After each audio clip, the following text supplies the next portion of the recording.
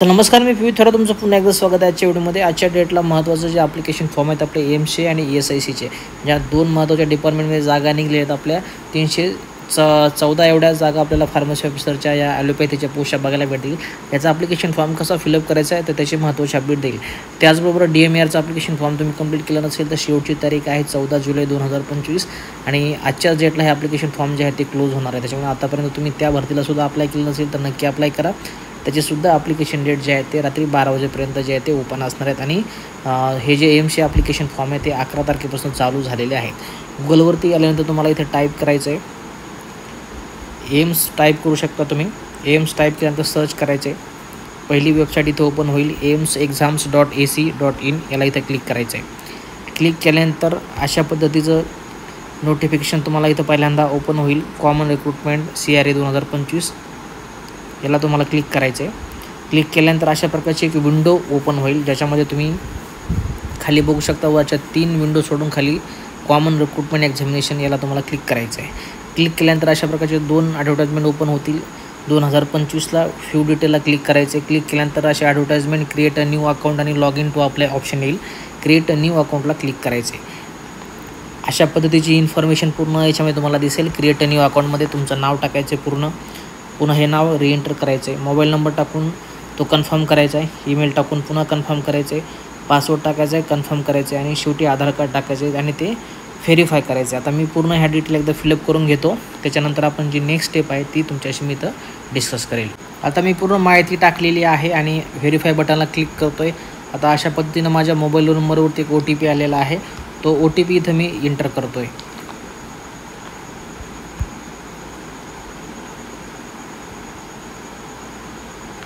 OTP टाकला आहे मी. आता सबमिट करतो आहे OTP सबमिट केला की तुमचं अकाउंट जे आहे ते सक्सेसफुली क्रिएट झालेलं आहे. अशा पद्धतीने तुम्ही इथं बघू शकता. आता मी पुन्हा एकदा या टॅबला क्लिक करतो आहे. 1 नंबरला क्लिक करतो आहे आणि लॉग इन टू अप्लायला क्लिक करतो आहे. आता इथं लॉग इन डिटेल जे टाकायचे आहेत, लॉग इन डिटेलमध्ये तुम्ही तुमचं नाव टाकू शकता जे तुम्ही टाकलं आहे, किंवा तुमचा मोबाईल नंबर टाकून जो पासवर्ड तुम्ही सेट केला आहे तो टाकायचा. एकदा मी ह्या डिटेल टाकून घेतो. त्याच्यानंतर आता आपण पुढची स्टेप डिस्कस करूया. आता मी डिटेल टाकलेले आहेत. लॉग इन करतो आहे. लॉग इन केल्यानंतर अशा पद्धतीची बघा एक विंडो ओपन होईल, ज्याच्यामध्ये तुमचं नाववर दिसत असेल, तुमचा ID दिसत असेल. आता याच्यामध्ये आपल्याला ॲड न्यू ॲप्लिकेशन म्हणून एक महत्त्वाचं ऑप्शन दिसत असेल, तर इथं तुम्हाला त्याला क्लिक करायचं आहे. क्लिक केल्यानंतर अशा पद्धतीची एक पूर्ण डिटेलमध्ये basic detail, qualification, experience, examination set, choice, upload image आणि स्टुडंट पेमेंट अशा पद्धतीची एक साईडला विंडो असेल. आणि इकडे बेसिक डिटेल म्हणून दिलेत. तर बेसिक डिटेलमध्ये तुम्ही पोस्ट अपडेटला जर इथं क्लिक केलं तर बघा अशा पद्धतीच्या ज्या वेगवेगळ्या पोस्ट आहेत त्या तुम्हाला इथे दिसत असतील, ज्याच्यामध्ये आपल्या फार्मसी ऑफिसरच्या सुद्धा वेगवेगळ्या नावाने पोस्ट आहेत.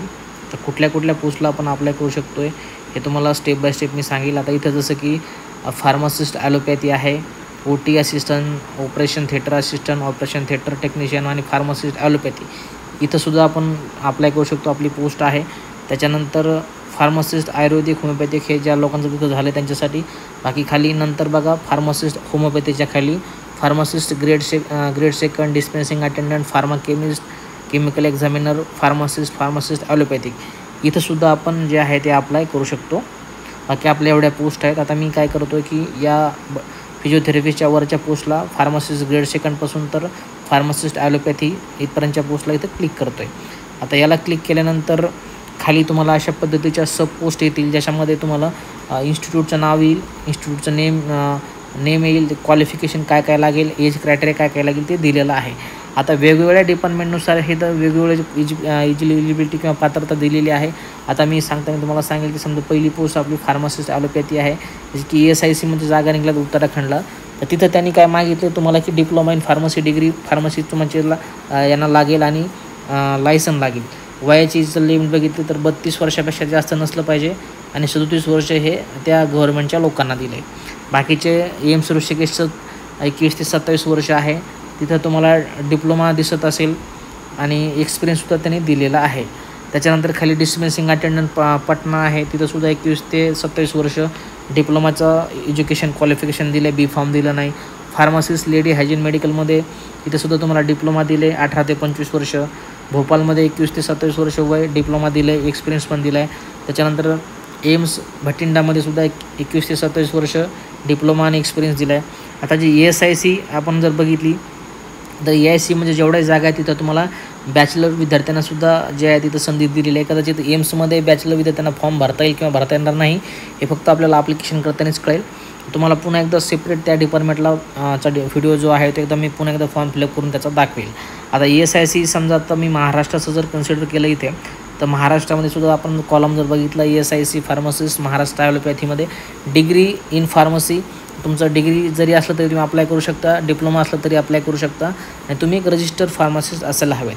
वयाचा विचार केला महाराष्ट्र ESICमध्ये तर 32 वर्ष वयापेक्षा जास्त तुमचं वय नसलं पाहिजे आणि 37 वर्ष जे आहे ते गव्हर्नमेंट सर्वंटसाठी दिलेलं आहे. त्याचबरोबर बाकीच्या मला वाटतं सर्व ESIC जर आपण विचार केला तर इथं खूप जबरदस्त संधी आहे ESICमध्ये कारण हायर एज लिमिट जर बघितली तर जवळपास 32 वर्षापर्यंत दिली आणि त्याच्यामध्ये OBCचे विद्यार्थी जर तुम्ही असाल तर तुम्हाला 3 वर्ष यात 32मध्ये ॲड करायचे म्हणजे जवळपास 35 वर्षापर्यंत तुम्ही अप्लाय करू शकता आणि SC ST कॅटेगरीच्या विद्यार्थ्यांना 32मध्ये 5 वर्ष ॲड करायचे आहेत म्हणजे तुमचे झाले 37 वर्ष. लक्षात येते. तर एवढ्या वयापर्यंत तुमचं वय जरी असेल तरी तुम्ही अप्लाय करू शकता. ESICमध्ये खूप चांगली संधी आपल्यासाठी आहे कारण डिप्लोमा प्लस डिग्री दोन्ही विद्यार्थ्यांचं क्वालिफिकेशन दिलेलं आहे आणि कोणत्याही पद्धतीचा एक्सपिरियन्स तुम्हाला याच्यामध्ये बघायला भेटणार नाही. आता ESICबद्दल सर्व क्लिअर झालं. वेगवेगळ्या भरपूर स्टेट आहेत. तुम्हाला ज्याही स्टेटमध्ये वाटतं की मला अप्लाय केलं पाहिजे, इथं जास्त मेरिट कमी लागू शकतं, जास्त जागा आहेत, तर याची जी आहे तुमची स्वतःची चॉईस आहे. आता इथं महाराष्ट्रासुद्धा दिले तर आपल्या महाराष्ट्राचे विद्यार्थी महाराष्ट्रामध्ये अप्लाय करू शकता किंवा बाकीच्या कोणत्याही रिजनमध्ये तुम्ही अप्लाय करू शकता. इथं जे आहे ते स्टेटचं काही मॅटर नाही आहे. तुम्ही तेलंगणामध्ये अप्लाय करू शकता, दिल्लीमध्ये जास्त जागा आहेत तर दिल्लीत अप्लाय करू शकता, महाराष्ट्रामध्ये ॲप्लिकेशन करायचे असतील तर महाराष्ट्रात करू शकता. असं कोणत्याही पद्धतीचं बॅरियर तुम्हाला याच्यामध्ये बघायला भेटणार नाही किंवा याच्यामध्ये जी आहे ती चॉईसची प्रोसेस कदाचित असू शकते. जेव्हा तुमचं मेरिट लागेल तेव्हा तुमच्या मार्कनुसार तुम्हाला जेही सेंटर असेल तिथे तुम्ही चॉईस करू शकता. आता हे ॲप्लिकेशन फॉर्म फिलअप करत असताना आपल्याला गोष्टी स्टेप बाय स्टेप जे आहे त्या क्लिअर होतील. फॉर्मची ॲप्लिकेशनची प्रोसेस भरपूर मोठी आहे, थोडीशी कॉम्प्लिकेटेड आहे, त्याच्यामुळे समोर काय काय क्लिअर होईल हे आता आपल्याला फॉर्म फिलअप करतानाच कळून जाईल. आता एवढ्या पोस्ट सिलेक्शनमध्ये आल्या आपल्या तर कदाचित याला क्लिक केल्यानंतर एवढ्या पोस्ट आल्या याचा अर्थ या सर्व पोस्टसाठी आपलं मेरिट जे आहे ते कन्सिडर होऊ शकतो. आता प्रत्येक PDF एक एक पॉईंट वाचून तुम्हाला मी प्रत्येक व्हिडिओमध्ये जसं DMRला मी तुमचे कन्सेप्ट क्लिअर केले, कॅटेगरीच्या आरक्षणाबद्दल, जागेबद्दल, कोण कशा पद्धतीचा बेनिफिट घेऊ शकतं, तशाच पद्धतीचे जे कन्सेप्ट या ॲडव्हर्टाईजमेंटचे सुद्धा क्लिअर करेल आणि ॲडव्हर्टाईजमेंटच्या रिलेटेड जेही मनामध्ये तुमच्या शंका असतील त्या शेवटपर्यंत क्लिअर करून तुम्हाला ॲप्लिकेशन फॉर्म करण्यासाठी जीही मदत असेल ती आपल्या व्हिडिओमधून करायचा प्रयत्न करेल. फक्त ॲप्लिकेशन फॉर्म करत असताना गडबड गोंधळ करायचे नाही. DMRमध्ये तुमच्या लोकांचे भरपूर जणांचे फॉर्म चुकले.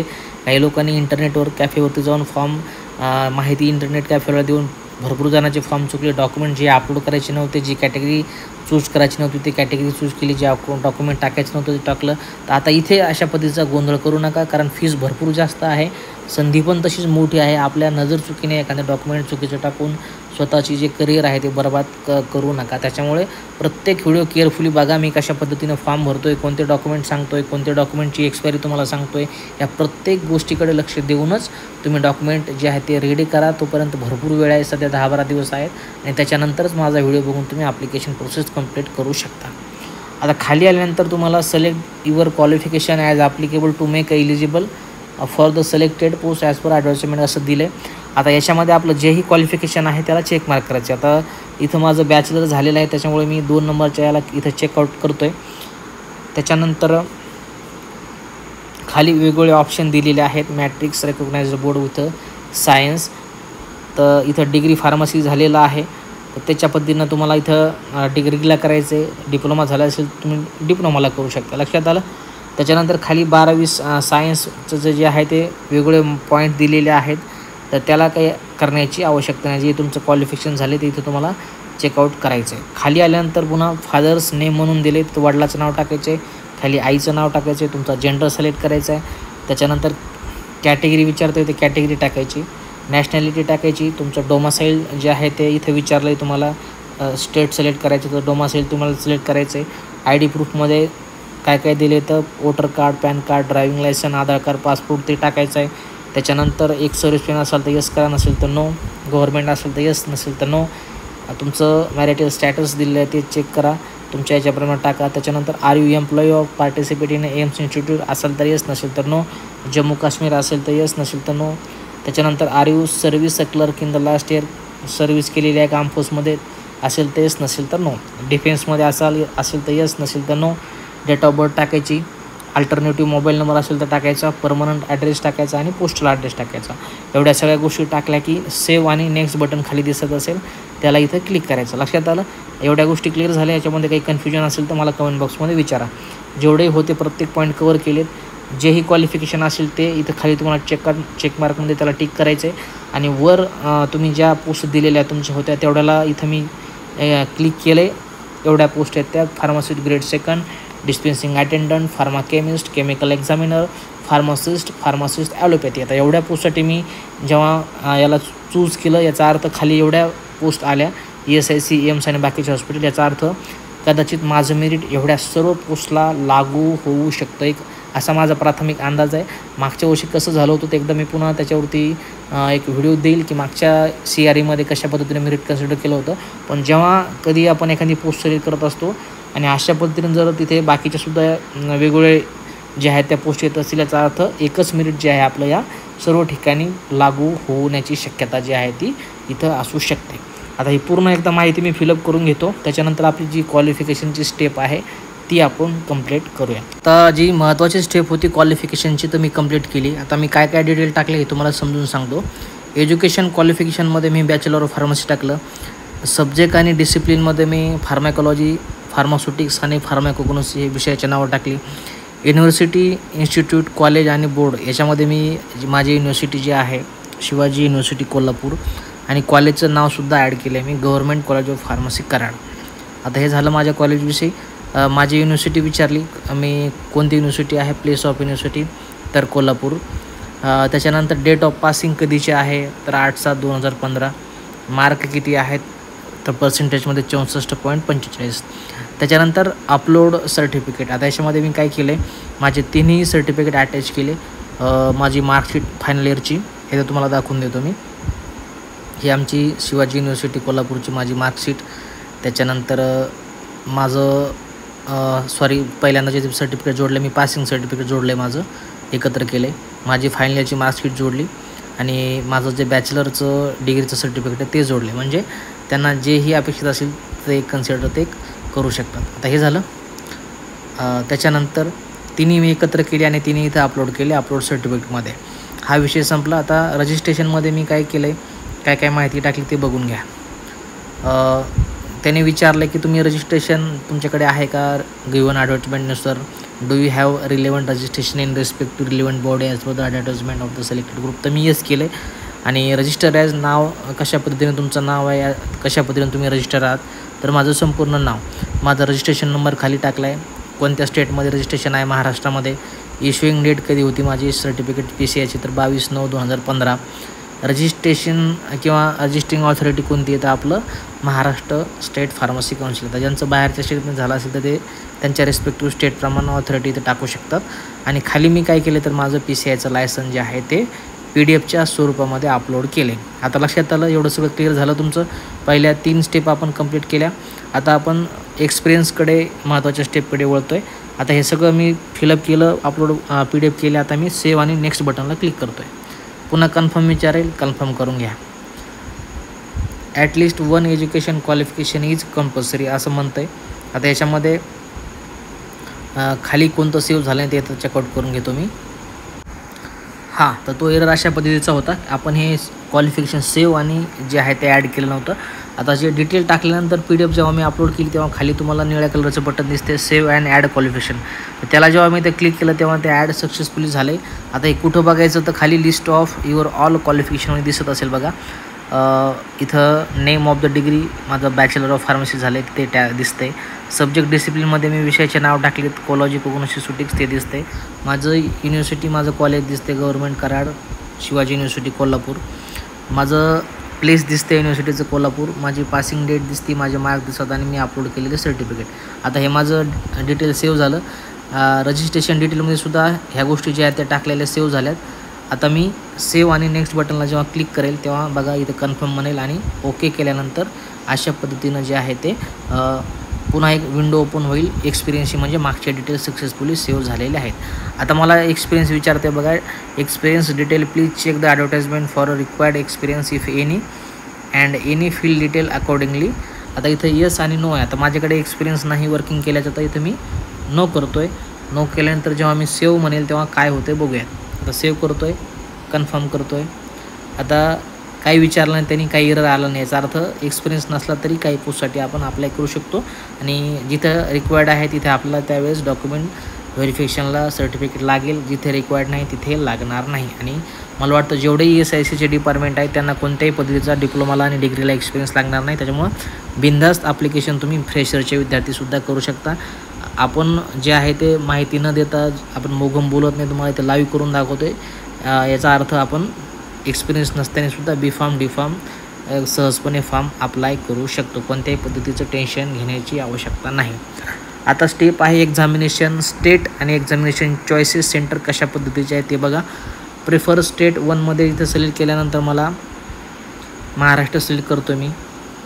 2 नंबरमध्ये आपल्या नियर बाय जेही स्टेट आपल्याला वाटतं की या ठिकाणी आपल्याला जाण्यासाठी ते सोयीस्कर राहील तर ते आपण इथं सिलेक्ट करायचं आहे. आता महाराष्ट्र सिलेक्ट केल्यानंतर आपल्याला पुन्हा काय काय ऑप्शन आहे तर ते आपण इथं बघूयात. आता उदाहरण देण्यासाठी मी फॉर्म फिलअप करतो आहे. जर तुम्हाला बाहेरच्या एखाद्या स्टेटमध्ये एक्झामच्या दिल्यानंतर फिरण्याची इच्छा असेल तर तुम्ही इथं केरळ वगैरे देऊ शकता. ते की इथं मी केरळला जे आहे ते सिलेक्ट करतो आहे 2 नंबरचं स्टेट.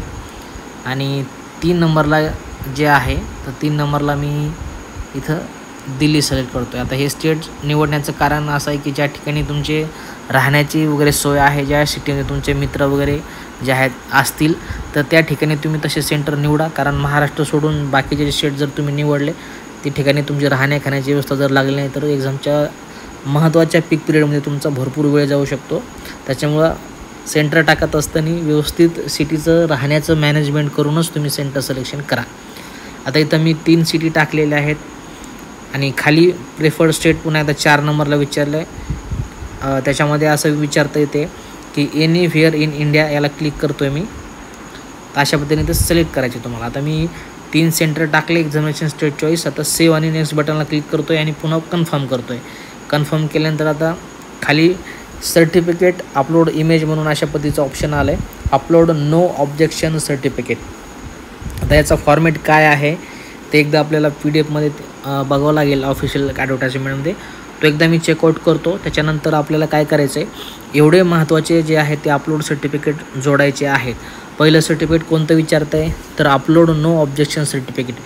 आता हे नो ऑब्जेक्शन सर्टिफिकेट म्हणजे नेमकं काय हे आपल्याला अपलोड करायचं तिथं होतं. तर एकदा मी ऑफिशियल जे PDF आहे ते ओपन केले आणि इथं बघितले तर इथं नो ऑब्जेक्शन सर्टिफिकेट म्हणजे काय त्याच्याबद्दल माहिती दिलेली आहे. No objection certificate from the present employer, म्हणजे जे लोक आता ज्यांनी ऑलरेडी जॉईन केलेलं असेल. In case of the candidates working in a government, जे लोक गव्हर्नमेंटमध्ये जॉईन असतील सध्याच्या घडीला, मग ते सेमी गव्हर्नमेंट असेल किंवा क्वासी गव्हर्नमेंट असेल, PSUमध्ये ऑटोनॉमस बॉडीजमध्ये जॉईन असतील ते, or any institution funded by the government, किंवा कोणत्याही पद्धतीची अशा प्रकारची संस्था ज्याला गव्हर्नमेंट फंड करतं आहे, is mandatory. Otherwise candidates will not to be consider for any post. Therefore candidates are requested to obtain the same before applying. तर जे लोक ऑलरेडी जॉईन आहेत त्यांच्यासाठी जे आहे ते NOC सर्टिफिकेट आहे. जे लोक जॉईन नाहीत त्यांना ते सर्टिफिकेट अपलोड करण्याची जी आहे ती आवश्यकता नाही. जे लोक सेमी गव्हर्नमेंटमध्ये किंवा गव्हर्नमेंट फंडेड ऑर्गनायझेशनमध्ये जॉईन आहेत सध्याच्या घडीला आणि जे ॲप्लिकेशन फॉर्म फिलअप करत आहेत त्यांच्यासाठी हे नो ऑब्जेक्शन सर्टिफिकेट म्हणजे न हरकत प्रमाणपत्र त्यांना लागेल. हे कोणतेही एक्झामच्या वेळेस लागत असतं, डॉक्युमेंट व्हेरिफिकेशन करत असते सुद्धा तुम्हाला याची गरज पडत असते. तर हे ते सर्टिफिकेट आहे. तर तुम्ही जॉईन असाल अशा पद्धतीच्या संस्थांमध्ये तर तुम्ही ते सर्टिफिकेट तिथून इश्यू करून इथं अपलोड करू शकता. जर तुम्ही कुठे जॉईन नसाल तर तुम्हाला सर्टिफिकेट अपलोड करण्याची आवश्यकता नाही. एवढं क्लिअर झालं. आता पुढची जी स्टेप आहे ती डिस्कस करूयात. ते झाल्यानंतर डेट ऑफ बर्थ सर्टिफिकेट आणि 10वीचं पासिंग सर्टिफिकेट इथं तुम्हाला जोडायचं आहे. त्याच्यानंतर कॅटेगरी सर्टिफिकेट, कॅटेगरीसाठी जे OBC सर्टिफिकेट असणार आहे, कारण SC ST कॅटेगरीसाठी त्यांचं स्वतःचं कॅटेगरी सर्टिफिकेट लागेल, पण बाकीचे जे कॅटेगरीचे विद्यार्थी आहेत त्यांना मात्र OBCमध्ये ते सेंट्रल गव्हर्नमेंटमध्ये येतील, तर त्यांना ते OBC सर्टिफिकेट इथे टाकावं लागेल. कॅटेगरी सर्टिफिकेट कधी इश्यू झालं त्याची डेट टाकावं लागेल आणि कॅटेगरी सर्टिफिकेट अपलोड करावं लागेल. त्याच्यानंतर अपलोड प्रोफाईल फोटो, तुमचा फोटो अपलोड करा, तुमची सिग्नेचर अपलोड करा आणि upload the left thumb expression. तुमचं डाव्या हाताचा जो अंगठा आहे त्याचा ठसा घेऊन तुम्ही त्याचा फोटो काढून इथं PDFच्या स्वरूपामध्ये तुम्हाला अपलोड करायचं. इथं याला जेव्हा मी खाली चेकआउट करतो आहे अशा पद्धतीनं, तर अशा पद्धतीने तुम्हाला इथे दिसेल की अशा पद्धतीने तुम्हाला फोटो काढून तो इथं अपलोड करायचा आहे. खाली इथं चेक मार्क दिसेल तुम्हाला. अशा पद्धतीने त्या गोष्टी करायच्या आहेत. आता बाकीचे डिटेल बघा, अपलोड सिग्नेचर इथं दिले त्यांनी, अशा पद्धतीने ती इथं अपलोड करायची.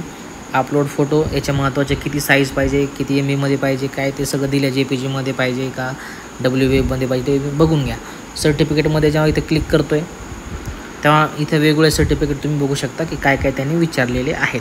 बाकी नो ऑब्जेक्शन सर्टिफिकेट तुम्हाला मी याचा फॉर्मॅट सांगेल. आणि शेवटची तुमचं जो कॉलम असणार आहे तो असणार आहे स्टुडंट पेमेंट. आणि पेमेंट जवळपास मला वाटते 2,500 आणि 3,000 असं काहीतरी पेमेंट आहे. ही अशी एकमेव मला वाटते फार्मसी ऑफिसरची एक्झाम आहे ज्याला एवढं जे आहे ती फीस आकारली जाते. एवढ्या फीस जे आहेत ते सरकारने खरं तर घेतल्या नाही पाहिजे, पण ही एम्स अशी महत्त्वाची मला वाटतं डिपार्टमेंट आहे की जिथं जवळपास 2,500 ते 3,000 रुपये प्रति फॉर्मला आपल्याला फीस पेड करावी लागते. आता एवढं लक्षात आलं. आता फक्त शेवटची एक स्टेप आहे फक्त पेमेंट करायची. पेमेंट ऑनलाईन पद्धतीने करू शकता. ते झाल्यानंतर तुमचा फॉर्म सबमिट होऊन जाईल. एकदम बेसिक फॉर्म आहे. कोणत्याही पद्धतीचे कॉम्प्लिकेशन किंवा कोणत्याही पद्धतीची अडचण मला तर वाटतं तुम्हाला येणार नाही. जवळपास 67% जास्त फॉर्म फिलअप केला आहे. फक्त पेमेंट स्टुडंट पेमेंट फक्त एकच महत्त्वाची स्टेप राहिलेली आहे. आता हे जेव्हा आपण सगळे डॉक्युमेंट अपलोड करू, ज्याच्यामध्ये नो ऑब्जेक्शन सर्टिफिकेट पहिल्यांदा टाकू, 10वीचं सर्टिफिकेट, कॅटेगरीचे महत्त्वाचे डिटेल, त्याची सर्टिफिकेट अपलोड करू, प्रोफाईल पिक्चर असेल, सिग्नेचर असेल आणि लेफ्ट थंब इम्प्रेशन हे जेव्हा अपलोड करू तेव्हा 100% प्रोफाईल तुमची इथं कंप्लीट होईल टक्क्यामध्ये पेमेंट केल्यानंतर. आणि तुमचा फॉर्म जो आहे तो तुम्ही अशा पद्धतीनं कंप्लीट करू शकता. तर आय होप मला वाटतं आता हा माझा व्हिडिओ बघून झाल्यानंतर तुमच्या मनात कोणत्याही पद्धतीच्या शंका ज्या आहेत त्या नसतील. आणि आता फक्त एकच शंका तुमच्या मनामध्ये असेल हा व्हिडिओ बघून झाल्यानंतर की हे अपलोड नो ऑब्जेक्शन सर्टिफिकेट म्हणजे काय आणि त्याचा फॉर्मॅट काय, तो कशा पद्धतीने लिहून अपलोड करायचे, तर याच्यावरती मी तुम्हाला जे आहे तो सेपरेट उद्या व्हिडिओ देईल. त्याचबरोबर कोणत्या कोणत्या कॅटेगरीला किती जागा आहेत, पूर्ण जागा मिळून किती आहेत, कुठं ठिकाणी अप्लाय करू शकतो, कुठं अप्लाय केलं तर फायदा होईल, कुठं गेल्यावर्षी मेरिट कमी होतं, त्याचबरोबर आपल्या कॅटेगरीच्या OBCच्या विद्यार्थ्यांना किती जागेचा फायदा घेता येईल. जसं DMRला समजून सांगितलं तसं अगदी सोप्या भाषेमध्ये उदाहरण देऊन समजून सांगण्याचा प्रयत्न करेल. त्याचबरोबर महत्त्वाचे डॉक्युमेंट आता काय काय लागणार आहेत त्याचीसुद्धा लिस्ट देईल. कोणते डॉक्युमेंट आता सेंट्रल गव्हर्नमेंटला लागतील जे की महाराष्ट्रामध्ये काही गरज नसते पण सेंट्रलला असते, तर असे काही महत्त्वाचे डॉक्युमेंट त्याचेसुद्धा सेपरेट व्हिडिओ तुम्हाला इथून पुढे येईल. त्याच्यामुळं जॉईन केलं नसेल, नवीन असेल, परीक्षेचा या फॉर्म फिलअप करायचा असेल, अभ्यास करायचा असेल तर नक्की यूट्यूब चॅनलला जॉईन करा. त्याचबरोबर टेलिग्राम चॅनललासुद्धा आयडियल फार्मसी कोचिंग हे टेलिग्रामचं आपलं चॅनल आहे, तिथेसुद्धा जॉईन करा. आतापर्यंत जवळपास 12-13 लोकांनी तिथं जॉईन केले. महत्त्वाचे PDF, महत्त्वाच्या टेस्ट सिरीज, महत्त्वाच्या लिंक्स सगळ्या गोष्टी तुम्हाला या दोन्ही सोशल मीडियावरती मी देत असतो. त्याचबरोबर इंस्टाग्रामचंसुद्धा महत्त्वाचं पेज आपण चालू केलं आहे आयडियल फार्मसी कोचिंग. तिथेसुद्धा ज्याही महत्त्वाच्या संधी असतात फार्मा प्रोफेशनमध्ये तर त्या मी तुम्हाला तिथं देत असतो, तिथंसुद्धा तुम्ही जॉईन करू शकता. अशा पद्धतीची पूर्ण महत्त्वाची अपडेट होती. हा व्हिडिओ बघून तुम्ही स्टेप बाय स्टेप जे आहे पॉज करून तुमचा ॲप्लिकेशन फॉर्म फिलअप करू शकता. आणखीन भरपूर वेळ आहे, गोंधळ गडबड करू नका. मागचे DMRचे तुमचे फॉर्म भरपूर चुकलेत. केअरफुली व्हिडिओ संपूर्ण बघा. हे ऑब्जेक्शन सर्टिफिकेट काय आहे पुन्हा एकदा सांगेल मी नेक्स्टमध्ये, तो पण बघा. त्याच्यानंतरच फॉर्म फिलअप करा. बाकी काही अडचण असेल तर कमेंट बॉक्समध्ये तुम्ही मला प्रश्न विचारू शकता. राजचरण फक्त एवढंच. भेटूया काही पुढच्या महत्त्वाच्या अपडेटसोबत. तुमची काळजी करा आणि अभ्यास करा. जय हिंद, वंदे मातरम.